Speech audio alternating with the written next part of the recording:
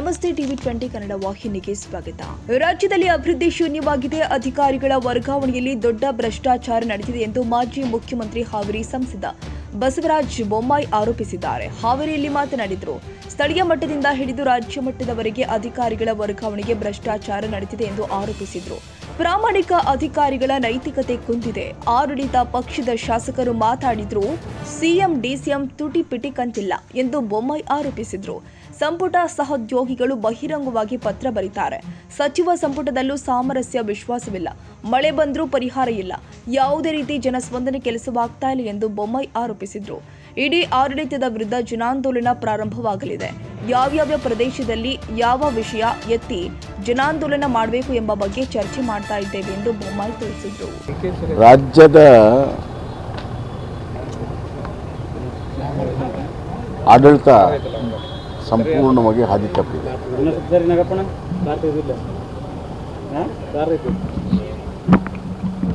ಅಭಿವೃದ್ಧಿ ಅಂತೂ ಸಂಪೂರ್ಣವಾಗಿ ನಿಂತು ಹೋಗಿದೆ, ಶೂನ್ಯ ಆಗಿದೆ. ಅದು ಒಂದು ಕಡೆ ಇದ್ದರೆ,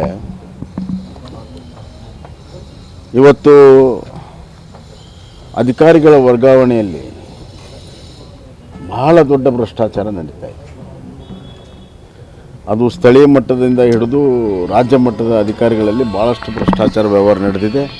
ಹೀಗಾಗಿ ಪ್ರಾಮಾಣಿಕ ಅಧಿಕಾರಿಗಳ ನೈತಿಕತೆ ಸಂಪೂರ್ಣ ಕುಸಿದು ಹೋಗಿದೆ. ಆಡಳಿತ ಪಕ್ಷದ ಶಾಸಕರೇ ಬೇಸತ್ತು ಈಗ ಹಲವಾರು ಭ್ರಷ್ಟಾಚಾರದ ವ್ಯವಸ್ಥೆ ಪ್ರಕರಣಗಳನ್ನು ತೆಗೆದಾಗಲೂ ಕೂಡ ರಾಜ್ಯದ ಸರ್ಕಾರ, ಮುಖ್ಯಮಂತ್ರಿಗಳು ಅದರ ಬಗ್ಗೆ ತುಟಿ ಪಿಟಿ ಕಂತ ಇಲ್ಲ. ಮತ್ತು ನನಗೆ ಅರ್ಥ ಆಗೋದಿಲ್ಲ,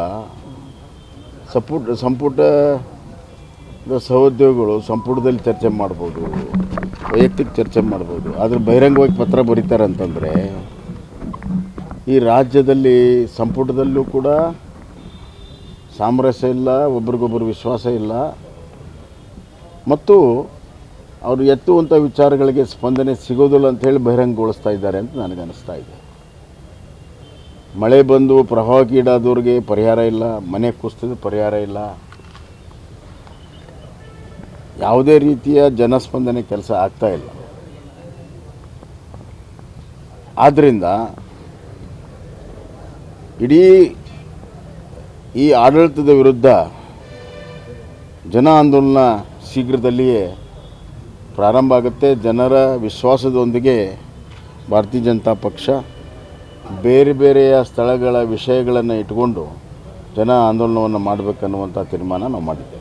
ಸರ್, ಹಾವೇರಿ ಜಿಲ್ಲೆ ರೈತ ಆತ್ಮಹತ್ಯೆ ಆಮೇಲೆ ಯಾವ್ಯಾವ ಪ್ರದೇಶದಲ್ಲಿ ಯಾವ ವಿಷಯಗಳನ್ನು ಎತ್ತಿ ಜನ ಆಂದೋಲನವನ್ನು ಮಾಡಬೇಕು ಅನ್ನುವಂಥದ್ರ ಬಗ್ಗೆ ಅತಿ ಶೀಘ್ರದಲ್ಲಿಯೇ ರಾಜ್ಯದ ಎಲ್ಲ ಪ್ರಮುಖರನ್ನ ಕರೆಸಿ ಒಂದು ಚಿಂತನ ಮಂಥನವನ್ನು ಮಾಡಬೇಕಂತ ಹೇಳಿ ಸೂಚನೆಯನ್ನು ಅಮಿತ್ ಶಾಜಿ ಅವರು ಕೊಟ್ಟಿದ್ದಾರೆ. ಆ ಪ್ರಕಾರ ನಮ್ಮ ರಾಜ್ಯ BJP ಘಟಕ ಅಧ್ಯಕ್ಷರು ಮತ್ತು ವಿರೋಧ ಪಕ್ಷ ನಾಯಕರು ಎಲ್ಲರೂ ಸೇರಿ ಅದರ ಬಗ್ಗೆ ನಾವು ಒಂದು ಶೀಘ್ರವೇ ಸಭೆಯನ್ನು ಮಾಡಲಿದ್ದೇವೆ. ಸರ್, ರಾಜೀವ್ ಕಾಗೆ ಅವರು ಸರ್ ಗಂಭೀರ ಆರೋಪ ಮಾಡಿರುವಂಥದ್ದು ಅಂದರೆ ವರ್ಕ್ ಆರ್ಡರ್ ಕೊಡ್ಬೋದು. ಅಲ್ಲಿ ಈಗ ನೀವು ನೋಡಿರಿ, ಒಂದು ಕೆಲಸ ನೋಡಿ, PWD ಗುತ್ತಿಗೆದಾರರು ಕಂಪ್ಲೇಂಟ್ ಮಾಡಿದರು, ಸಿಕ್ಕಾಪಟ್ಟೆ ಲಂಚ ಆಗಿದೆ, ಎಲ್ಲ ಸೇರಿದರೆ 50% 60% ಆಗ್ತದೆ ಅಂತ ಅವ್ರು ಮಾಡಿದರು. ಅದು ಒಂದು ಕಡೆ.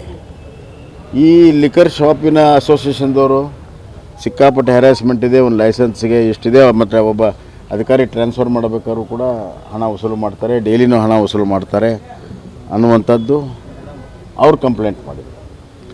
KEB ಕಾಂಟ್ರಾಕ್ಟರು ಅವರು ಕೂಡ ಈ ಸ್ಮಾರ್ಟ್ ಮೀಟ್ರಲ್ಲಿ ಇಷ್ಟು ದುಡ್ಡು ತಿಂತಾ ಇದ್ದಾರೆ, ಜನರ ಮೇಲೆ ಹಾಕಿ 500-600 ರೂಪಾಯಿ ಇದ್ದಿದ್ದು 4,000-5,000 ರೂಪಾಯಿದ್ದು ಮಾಡ್ತಾಯಿದ್ದಾರೆ ಅಂತೇಳಿ ಅಸೋಸಿಯೇಷನ್ದವರೇ ಮಾಡಿದ್ದಾರೆ.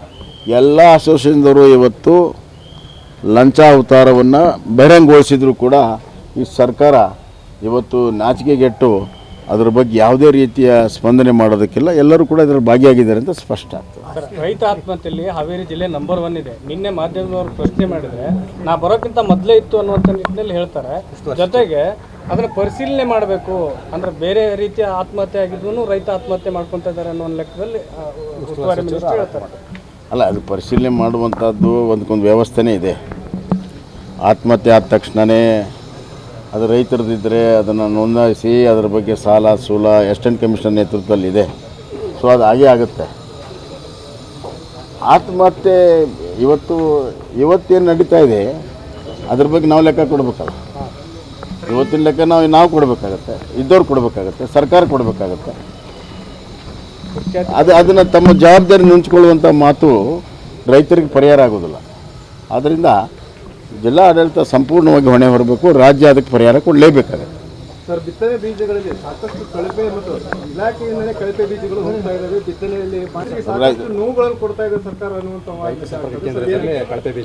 ರೈತ ಸಂಪರ್ಕ ಕೇಂದ್ರದಲ್ಲಿ ಏನೋ ಬೀಜವನ್ನು ತೆಗೆದುಕೊಂಡಿದ್ದಾರೆ. ವಿಶೇಷವಾಗಿ ಸೋಯಾಬೀನ್, ಈ ಜಿಲ್ಲೆಯಲ್ಲಿ ಏನು ಸೋಯಾಬೀನ್ ಬಿತ್ತನೆ ಆಗಿದೆ ಅದರಲ್ಲಿ ಭಾಳಷ್ಟು ಡೂಪ್ಲಿಕೇಟ್ ಬೀಜಗಳಾಗಿ ಆ ಸೋಯಾಬೀನ್ ಸಂಪೂರ್ಣವಾಗಿ ಬೆಳೆದೇ ಇರುವಂಥ ಸಂದರ್ಭದಲ್ಲಿ ಅದೇ ರೈತ ಸಂಪರ್ಕದಿಂದ ಮತ್ತೊಮ್ಮೆ ಹೊಸ ಬೀಜಗಳನ್ನು ಇದನ್ನು ಪೀಕನ್ನು ತೆಗೆದು ಹೊಸ ಬೀಜವನ್ನು ಕೊಡುವಂಥ ಪ್ರಕ್ರಿಯೆ, ಅಂದರೆ ಮೊದಲು ಕೊಟ್ಟಿದ್ದು ಡೂಪ್ಲಿಕೇಟು ಅನ್ನುವಂಥದ್ದು ಭಾಳ ಸ್ಪಷ್ಟವಾಗಿದೆ. ರೈತ ಸಂಪರ್ಕ ಕೇಂದ್ರದಲ್ಲಿ ಡೂಪ್ಲಿಕೇಟ್ ಆದರೆ ಸರ್ಕಾರನೇ ಡೂಪ್ಲಿಕೇಟ್ ಮಾಡ್ದಂಗಲ್ವಾ?